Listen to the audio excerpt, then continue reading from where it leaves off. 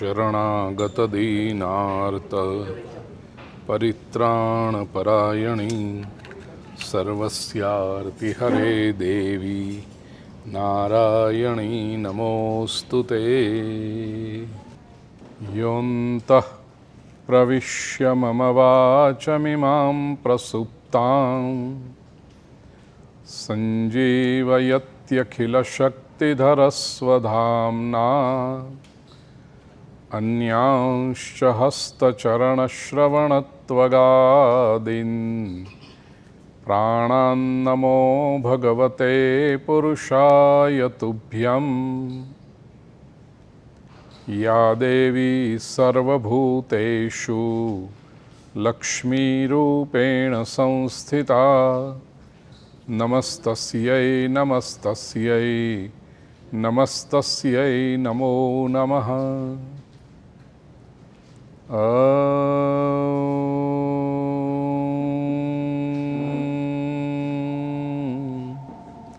शांति शांति शांति। आत्मीय स्वजनों, કેનેડાની ધર્મયાત્રા ચાલી રહી છે। આજે 2 જુલાઈ 2025, 2 જુલાઈ 2025। કથા તો મિસિસાગા ટોરન્ટોમાં છે, પણ આજે સવારે આવવાનું થયું છે પધરામણી માટે। અમારા આત્મીય હિતેશભાઈ અને કીર્તિદાબેનનું આ રેસ્ટોરાં, જેનું નામ છે કીર્તિદા કિચન, એટલે સ્વાભાવિક જ કીર્તિદાબેનની કલા અને કૌશલ્ય સાથે હિતેશભાઈનું મેનેજમેન્ટ આમાં હોય, અને સેતુ તરીકેનું કાર્ય અમારા હસુબેન અને બિહારીભાઈ એમણે કર્યું છે। બેરીથી મારા આત્મીય હંસલભાઈ પંડ્યા અહીંયા છે, અને ગ્વાલ્ફ આ વિસ્તારનું નામ વેલિંગ્ટન કાઉન્ટીમાં મને હિતેશભાઈએ સમજાવ્યું કે ટોરન્ટો, ગ્રેટર ટોરન્ટો GTA એરિયાથી બહારનો આ વિસ્તાર કહેવાય, અને મારે પોતાને આ વિસ્તારમાં પહેલી વખત આવવાનું થયું હિતેશભાઈ આપના નિમિત્તે। કીર્તિદાબેન, ગ્વાલ્ફમાં રહેનારા नगरवासियों, खास कर अपना गुजराती परिवारों, सब गुजराती है ना कि या नॉन गुजराती कोई है? ओके, खास अपना गुजराती परिवारों सत्संग माटे भेगा थया छीए। एक नानकड़ी बात आपने कहूँ ने पछी जो कोई प्रश्न होय तो एना विषे आपणे सत्संग करीशुं। मनुष्य मात्रनी 4 प्रकारनी गति देखाय छे। विनोदभाई, 4 प्रकारनी गति ए माणसनी तमे लाइफ साइकल ने ऑब्जर्व करो, 4 प्रकार छे। पहलू, फ्रॉम डार्कनेस टू डार्कनेस। घणा लोको एवा होय के जे अंधारामां छे, लिटरल डार्कनेस नहीं पण जीवनना अंधारामां छे। गरीबी, अज्ञान, इग्नोरन्स, डिप्राइवेशन, एवी रीतना ए लोको छे, अंधारामां छे, अने एमनी यात्रा पण अंधारा तरफ छे। एटले अंधारामां होवा छतां ए लोको ए परिस्थितिमांथी बहार निकळवानो प्रयास नथी करता। They keep blaming themselves, they keep blaming others કે અમારી આવી સ્થિતિ, ભણાયું નહીં, કેમ મારા મા બાપના અક્કલ નહોતી, એ નહોતા ભણ્યા તો મને શું ભણાવે, ગરીબી શું છે, અમારી પાસે શું હતું, કોઈ અમારો હાથ ન પકડ્યો, અમે તો નસીબ વગરના, નાના હતા ત્યારે જ કુંડલીમાં જ્યોતિષીએ કહેલું કે આ ગ્રહ પડ્યો છે એટલે અમે તો કોઈ દી ઊંચા આવીએ જ નહીં, પ્રગતિ ન થતી હોય તો અમને તો કોઈકની નજર લાગી છે ને કોઈકે આમ કર્યું છે ને અમારા તો બધા હિત શત્રુઓ બહુ છે ને પાછળથી બેકબાઇટિંગ કરવાવાળા, અને એને લીધે એ લોકો આ નેગેટિવિટીમાં રહે, કાં તો વ્યસનોના શિકાર બને અથવા ડિપ્રેશનમાં રહે, અને એ રીતે પોતાનો સમય પસાર કરતા હોય તો આ લોકોની યાત્રા કઈ છે? અંધારાથી અંધારા તરફની, ફ્રોમ ડાર્કનેસ ટુ ડાર્કનેસ. બીજા પ્રકારના લોકો આપણને સમાજમાં જોવા મળે જેમની યાત્રા છે ફ્રોમ ડાર્કનેસ ટુ લાઇટ. હસુબેન અંધારામાં હોય અને આવા ઘણા લોકો આપણને જોવા મળશે. કદાચ આપણે અહીંયા બેઠા છીએ એમાંના કેટલાક લોકો એવા હોઈશું આપણે કે જીવનની શરૂઆત મે બી વેરી હમ્બલ, નાના ગામમાં જન્મ્યા હોઈએ, સ્કૂલના ઠેકાણા ન હોય, ઘરમાં કંઈ એવી બધી મોટી સંપત્તિ કે મોટી જળ જમીનો કે એવું ના હોય, કશું સામાન્ય સ્થિતિમાં જન્મ્યા હોય, પણ અંદર એક ઉત્સાહ હોય કે મારે કંઈક બની બતાવવું છે, મારે પરિસ્થિતિના ગુલામ નથી બનવું, આગળ આવવું છે. ગામમાં ભલે ભણવાની સગવડ ના હોય તો બાજુના મોટા ગામમાં જઈને પ્રાઇમરી સ્કૂલ કરીશ, શહેરમાં જઈને કોલેજ કરીશ, પિતાજી પાસે કોલેજની ફી ભરવાના પૈસા નથી તો ટ્યુશન કરીશ, કંઈક નાની મોટી નોકરી કરીશ, પોતે કમાઈશ, અથવા તો બહુ સારું ભણીને સ્કોલરશિપ લઈશ, પરદેશમાં જઈને માસ્ટર્સ કરીશ.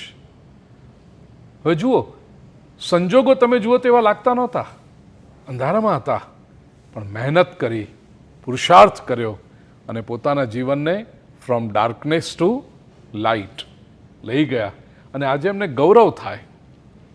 એટલું જ નહીં, પોતાનો પાસ્ટ જોઈને બી થાય, આવનારી પેઢીઓને બીજાને કહે કે અમે નાના હતા ત્યારે તો આવું હતું, પહેરવાના ચપ્પલ નહોતા, ગામમાં લાઇટ નહોતી, અને આવી પરિસ્થિતિમાં અમે છે. અહીંયા આગળ કોઈ એવું બેઠું છે?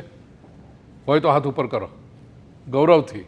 અમારા હંસલભાઈ, હસુબેન, શું નામ ભાઈ આપનું? નવીનભાઈ.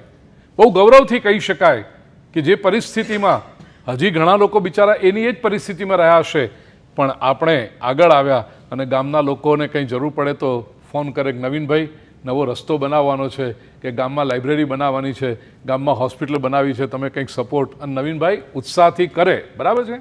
તો આ ફ્રોમ ડાર્કનેસ ટુ લાઇટ આ જર્ની છે. ત્રીજી જર્ની આપણને દેખાય છે લોકોની ફ્રોમ લાઇટ ટુ ડાર્કનેસ, અજવાળાથી અંધારા તરફ. સમાજમાં એવા લોકો પણ જોવા મળે કે પાછલા કર્મો હોય, પ્રારબ્ધ હોય, સુખી પરિવારમાં જન્મ્યા હોય, સંપત્તિ છે, પિતાનો છત્ર છે, તારે ભણવું એટલું ભણ, હું બેઠો છું, તારે લોન પણ લેવાની જરૂર નહીં પડે, તારી ઈચ્છા પૂરી કર, બધું જ સરસ છે, પણ એ લોકો એનો સદુપયોગ કરી શકતા નથી.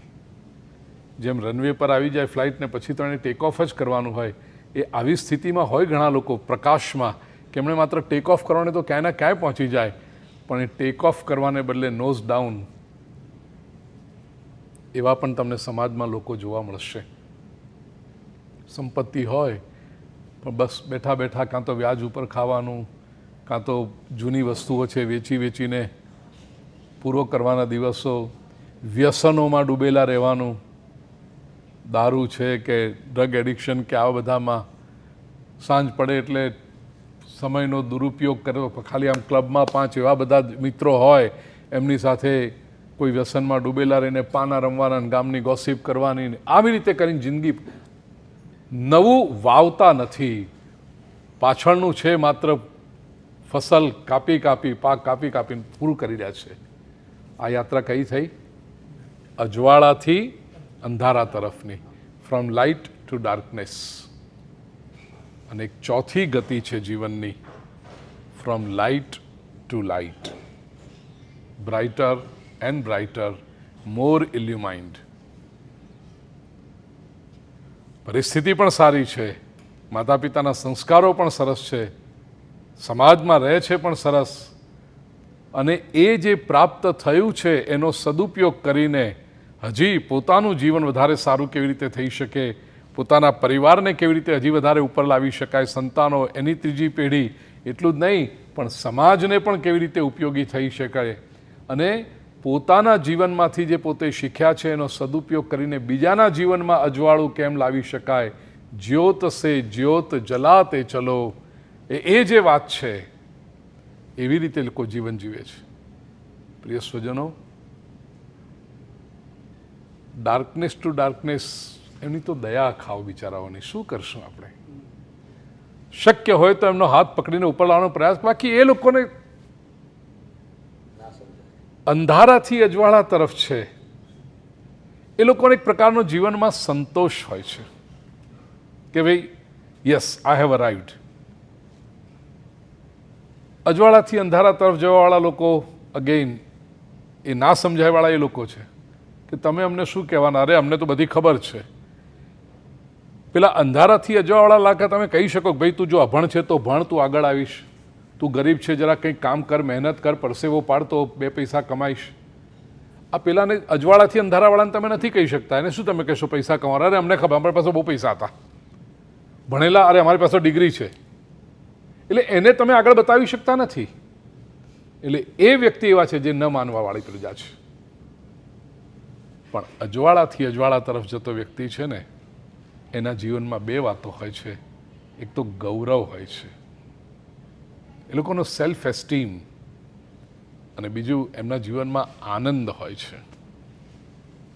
સુખ દુઃખ તો પ્રારબ્ધના પ્રમાણે આવ્યા કરે, એ વેરી સ્મોલ થિંગ્સ. પણ આનંદ પામવો આ બહુ મોટી ઉપલબ્ધિ છે. પ્રિય સ્વજનો, જીવનનો હેતુ સુખ દુઃખ નથી હિતેશભાઈ, એ તો આવશે જ. વેદાંતે બહુ સરસ વ્યાખ્યા કરી. સુખ કોને કહેવાય? અનુકૂલમ વેદનીયમ સુખમ અને પ્રતિકૂલમ વેદનીયમ દુઃખમ. વેદાંતની દ્રષ્ટિએ અને સાંખ્યની દ્રષ્ટિએ કહું તો સુખ એ વિષય અને ઇન્દ્રિયના અનુકૂળ સંયોગથી થતી અનુભૂતિ છે. તો કદાચ તમને આ શબ્દો થોડા ટેકનિકલ લાગે, પણ let me make it simple. It is a favourable contact of sense organ and N object. દ્રષ્ટાંત, હિતેશભાઈ, આપણા ભજીયા પ્રખ્યાત, આપણે અહીંયાના ઓળખાય, લોકો વખાણ કરે. કીર્તિદા કિચનનું સરસ મજાનું ભજીયું, મરચાનું ભજીયું. કેટલા લોકોના મોઢામાં પાણી આવ્યું? હા, એક મિનિટ, હમણાં મરચાનું ભજીયું મારે જે દ્રષ્ટાંત આપવું છે, પછી મેનુ તમે મને બતાવજો. મરચાનું ભજીયું, કેટલા લોકોના મોઢામાં પાણી આવ્યું? બરાબર છે. હવે આ મરચાનું ભજીયું છે એ ઓબ્જેક્ટ છે, વિષય છે. એને ઇન્દ્રિય સાથે સંયોગ થાય. કઈ ઇન્દ્રિય? યોગ્ય ઇન્દ્રિય સાથે. રસના, પૂજ્ય ડુંગરેજી મહારાજ જેને કહેતા લુલીબાઈ, જીભ, જે સ્વાદ. તો એ મરચાના ભજીયાનો જીભ સાથે સંયોગ થાય ને અનુકૂળ સંયોગ થાય એટલે ભાવતું હોય. ઘણા લોકોને એવું કે સહેજ તીખું થાય તો હિકઅપ્સ ચડું થાય, હિડકી ચડી જાય મારા હંસલભાઈને. પણ જેની એક કેપે ના ના ના મસાલેદાર એકદમ સરસ, તો કેવી મજા આવી જાય. વાહ, હા કીર્તિદાબેન, શું તમારા મરચાના ભજીયા. તો આ સુખ થયું. પણ આમાં જુઓ, બે વેરિયેબલ્સ છે પ્રિય સ્વજનો.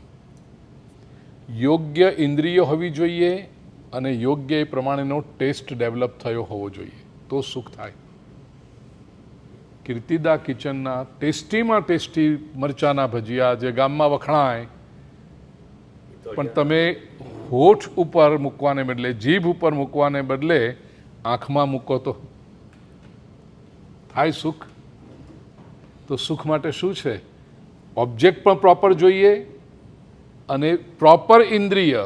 એ ભજીયાને નાકમાં નાખો તો મજા આવે, સુખ થાય નહીં. આંખમાં નાખો તો મજા આવે નહીં. એ ભજીયું લઈને ચામડી પર આમ ચોળો તો મજા આવે નહીં. કાનમાં નાખો તો મજા આવે નહીં. એ ઓબ્જેક્ટ પ્રોપર સેન્સ ઓર્ગન સાથે કોન્ટેક્ટમાં આવવો જોઈએ અને આપણને ગમવું જોઈએ, તો સુખ. અને દુઃખ શું છે? પ્રતિકૂલમ વેદનીયમ દુઃખમ. પ્રતિકૂળ સંવેદન, એડવર્સ જે થાય અનુભૂતિ, એ દુઃખ. ત્યાં પણ સેન્સ ઓર્ગન અને ઓબ્જેક્ટનો ટચ છે, કોન્ટેક્ટ છે, પણ પ્રતિકૂળ સંવેદન એ દુઃખ. આ તો સંસારમાં આવવાનું છે. આપણે સુખ કે દુઃખ અનુભવવા માટે જન્મ્યા નથી પ્રિય સ્વજનો. આપણા આત્માનો ગુણ છે આનંદ. આપણે આનંદની અનુભૂતિ માટે આવ્યા છીએ અને એ આપણો સ્વભાવ છે. મારે અહીંયા ભાગવત કથા મિસિસાગામાં ચાલે છે, કે આજે કૃષ્ણ જન્મ છે, નંદ મહોત્સવ. ભગવાનના કૃષ્ણ જન્મ જ્યારે થાય ત્યારે તમને ખબર હશે શું બોલીએ આપણે? નંદ કે આનંદ. કોઈ એમ નથી કહેતો કે નંદ કે કન્હૈયા ભયો, નંદ કે લાલો ભયો, નંદ એ નથી કહેતા. નંદ કે આનંદ ભયો. જીવનનો લક્ષ્ય છે આનંદ, અને આનંદ એ સુખ અને દુઃખ બંનેથી પર સ્થિતિ છે. દુઃખ પણ આપણને કંઈક શીખવવા માટે આવે છે, સુખ પણ આપણને કંઈક શીખવવા માટે આવે છે. અને જેથી ભગવદ્ ગીતામાં શ્રી કૃષ્ણ અર્જુનને કહે છે, અર્જુન, આ બંનેને તું સહન કરતા શીખ. સુખને પણ સહન કરતા શીખ, દુઃખને પણ સહન કરતા શીખ. અને જેને સુખ અને દુઃખ બંનેને આધુનિક ભાષામાં, મોડર્ન લેંગ્વેજમાં કહું તો, જેને મેનેજ કરતા આવડી ગયું અને સુખ અને દુઃખ બંનેને લર્નિંગ એક્સપિરિયન્સ તરીકે જે લે છે, એ he goes beyond the happiness and sorrow and he experiences bliss, આનંદ. એ સુખ અને દુઃખ બંનેથી ઉપર જાય છે. એ તો થાય છે શું? દુઃખ સહન નથી તો બધા કે હા ભાઈ દુઃખ તો સહન નથી થતું, દુઃખ સહન નથી થતું.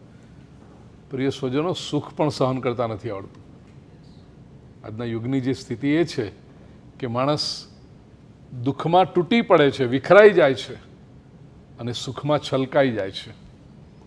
જરાક સુખ આવ્યું, જરાક સંપત્તિ આવી, જરાક પૈસો આવ્યો, જરાક સીધું ચાલવા માંડ્યું, જરાક 5 માણસોની ઓળખાણ થઈ કે અહીંયા એવી હવા ભરાઈ જાય ને કે હવે તો હું જે ધારું એ કરી શકું. મને કોણ કહેવાવાળું છે? આઈ એમ લોડેડ, પીપલ નો મી. અરે જે કરવું એ કરી શકું, મને કોણ કહેવાવાળું? અને સુખ પણ સહન ન થયું. એ સુખમાં છલકાઈ ગયો અને દુઃખમાં સહેજ પ્રતિકૂળતા આવી કે તરત માથે હાથ મૂકીને રોવા માંડે, અરે મેં કોઈનું શું બગાડ્યું હતું, મારે કેમ આવું થયું ને આમ. આ બંનેથી પર. ભગવદ્ ગીતાના બીજા અધ્યાયમાં યોગની વ્યાખ્યા કરતી વખતે શ્રી કૃષ્ણ કહે છે, સમત્વં યોગ ઉચ્યતે. યોગ ઇઝ ઇક્વાનિમિટી ઓફ માઇન્ડ. ત્રાજવું સમતોલ રહેવું જોઈએ, અને એ સ્થિતિ આવે એ આપણા જીવનનું લક્ષ્ય છે. એ કેવી રીતે આવે? જો માણસ પ્રકાશથી પ્રકાશ તરફની ગતિ કરે તો જ એ આનંદની અનુભૂતિ કરી શકે છે. એટલા માટે જીવનમાં શાસ્ત્રની જરૂર છે. શાસ્ત્રની સાથે સન્મતિની જરૂર છે. કારણ કે શાસ્ત્ર તો હોય, પણ ઘણા લોકો શાસ્ત્ર વાંચીને પણ પ્રશ્નો ઊભા કરે. સન્મતિ ન હોય ને, કુમતિ. સ્વામી તુલસીદાસજી રામચરિતમાનસના સુંદરકાંડમાં વિભીષણના મુખમાં ચોપાઈ મૂકે છે, સુમતિ કુમતિ સબકે ઉર રહી. સુમતિ અને કુમતિ દરેક. સુમતિવાળો વ્યક્તિ શાસ્ત્ર વાંચશે તો એમાંથી સારો અર્થ લેશે. કુમતિવાળો વ્યક્તિ શાસ્ત્ર પણ વાંચશે તો એમાંથી પ્રશ્નો ઊભા કરશે. એક જગ્યાએ રામકથા ચાલતી હતી અને એક ભાઈ આવીને પ્રશ્ન પૂછ્યો કે મંથરાના પતિનું નામ શું હતું? મેં એને પૂછ્યું, તારું નામ શું છે? જે વ્યક્તિ વાલ્મીકીજીએ નથી લખી, જેનું નામ મંથરાના હસબન્ડનું નામ, ગોસ્વામી તુલસીદાસજીએ નથી લખ્યું, વેદવ્યાસ અધ્યાત્મ રામાયણ મહર્ષિ વેદવ્યાસે લખ્યું, મહર્ષિ વેદવ્યાસે નામ નથી લખ્યું, રામાયણના આટલા બધા વર્ઝન ભારતમાં થયા, કોઈએ નથી લખ્યું, અને તને મંથરાના પતિનો પ્રશ્ન આવી ગયો. એટલે આ કેવી કેવી આમ ભગવાન બુદ્ધિઓ બનાવે છે બધાની, જેને કોઈ રેલેવન્સ નથી, જેને કોઈ ઉપયોગી નથી, જેનું કોઈ કાર્ય નથી. એટલે ઘણા લોકો શાસ્ત્રમાંથી આવી બધી વાતો કાઢે. ભગવાન રામચંદ્રજીએ સીતાનો ત્યાગ શા માટે કર્યો? તો એક ધોબીના કહેવાથી રામજીએ સીતાનો ત્યાગ કરી દીધો. આવા રામ કંઈ ભગવાન કહેવાય? બોલો, રામાયણ વાંચીને આ પ્રશ્નો આવે. રામાયણ તો ના વાંચ્યું, સોરી, મને આ પ્રશ્નો કોઈ પૂછે ને એટલે હું સીધો એને કહું કે રામાયણનો ગ્રંથ જોયો છે, વાંચવાની વાત નહીં. Have you even seen the book of Ramayana? How does it look? અને 10માંથી 10 વખત જવાબ મળે, ના, જોયો નથી. તો તેના પ્રશ્ન ક્યાંથી આવ્યો? નહીં, અમે સાંભળ્યું છે એવું. સુની હુઈ બાત હે. વોટ્સએપ યુનિવર્સિટીના ગ્રેજ્યુએટ્સ આ બધા, ફોરવર્ડનો સામાન લઈને વેચવાવાળા, એવા લોકો સાંભળ્યું છે. પ્રિય સ્વજનો, રામાયણ જુઓ, કોઈ ધોબીનું પાત્ર જ નથી. વાલ્મીકી રામાયણમાં સીતા ત્યાગનો પ્રસંગ છે, પણ એમાં કોઈ ધોબી નથી. ગોસ્વામી તુલસીદાસજીએ રામચરિતમાનસમાં ધોબીનો આ પ્રસંગ જ ઉલ્લેખ નથી કર્યો કે રામજીએ સીતાનો ત્યાગ કર્યો. પણ લોકોને આવા આવા પ્રશ્નો થાય.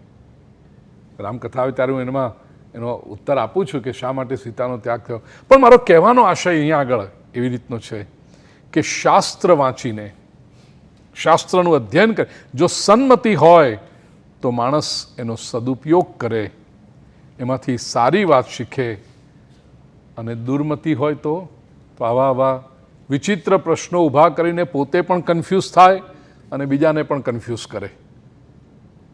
આપણે ગુજરાતીમાં બહુ સરસ કહેવત છે, પાણીમાંથી પોરા કાઢવા. એ આવી કેટલાક લોકોની આદત હોય કે જે વસ્તુ લેવાની છે એ ન લે અને બીજે બધે એના એ કરીને, અને એમાં એને પતન લાગતો કે હું કેવો ડાયો, હું આવું બધું પૂછું છું. તું ડાયો નથી, તું નકામો છે. કહેવાનો આશય તો વ્યક્તિ પાસે શાસ્ત્ર હોય, સન્મતિ હોય અને સાથે સદગુરુનું માર્ગદર્શન હોય, સંત હોય. શાસ્ત્ર, સન્મતિ અને સંત, આ ત્રણનો જ્યારે પ્રયાગ તીર્થ રચાય, સમન્વય જીવનમાં થાય, ત્યારે જીવનમાં આનંદની અનુભૂતિ થતી હોય છે. હિતેશભાઈ, કીર્તિદાબેન, ભગવાનને પ્રાર્થના કરું આપણા આ કીર્તિદા કિચનની જગ્યામાં બેસીને કે આપ ખૂબ પ્રગતિ કરો, ખૂબ સત્કર્મ કરવાની શક્તિ પ્રભુ આપણને આપે અને અન્નપૂર્ણા સ્વરૂપ બની લોકોને તૃપ્તિ મળે, અને આપણે ત્યાં આવનાર વ્યક્તિ ભલે અતૃપ્ત હોય, ઈચ્છા લઈને આવ્યો હોય, પણ આપણે ત્યાંથી જ્યારે બહાર નીકળે વ્યક્તિ તૃપ્ત થઈ, પ્રસન્ન થઈને, આવી કોઈની પ્રસન્નતામાંથી જ્યારે સંપત્તિ પ્રાપ્ત થાય ને એ બહુ પોઝિટિવ વેલ્થ ગણાય છે.